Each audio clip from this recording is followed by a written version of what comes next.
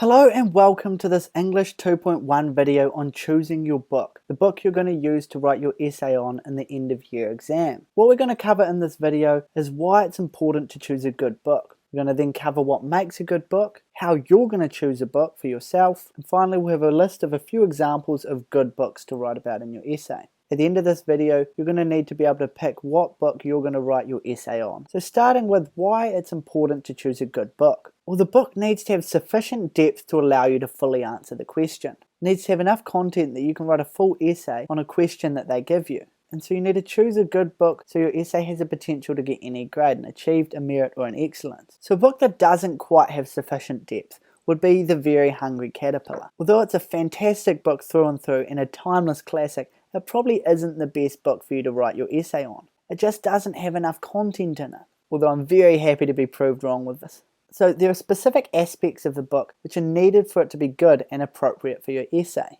We'll get onto that in just a minute, but first, in these videos, when I say good, I mean good to write about in your essay. I don't mean good in the sense of how enjoyable the book is or a measure of the quality of the book. The Very Hungry Caterpillar, for example, is a good book, but it's not a good book to write about in your essay. So in these videos, I would say it's not a good book because I'm talking about this top meaning here. So now we've cleared that up, what makes a good book? A good book has many varied and complex aspects to it. And the more aspects you have in the book, the more flexibility you'll have in writing your essay. Essentially, you'll just have more tools in the toolkit. So it makes it easier to write your essay. It also means you can answer different questions. And these aspects that I'm talking about can include, but aren't limited to, complex characters, impactful language features, and purposeful structure, which is order, organization, or conventions. Don't worry about any of these individually now, there'll be a video on each of them later on. In addition to these aspects, the book should teach us something, so an idea or a message, should have strong themes, it should make us feel something, an emotional response of the reader.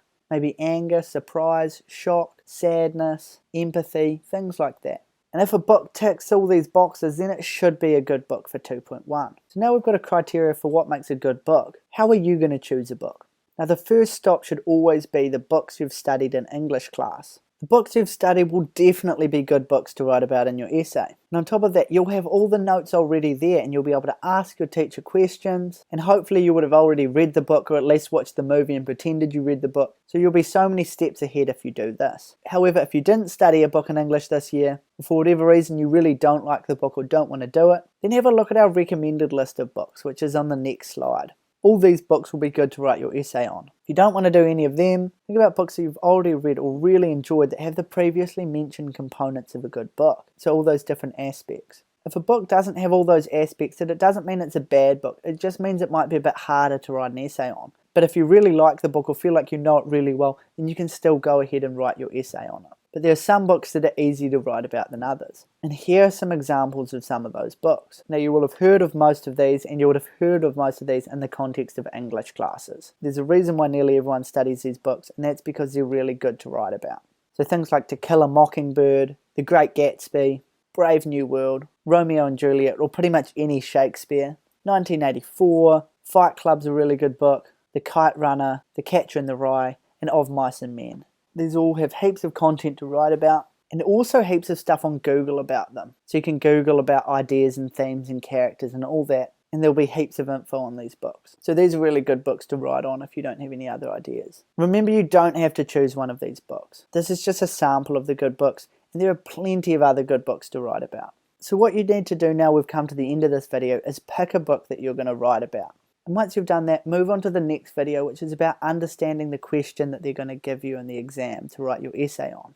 So good luck picking your book, and I'll see you in that video.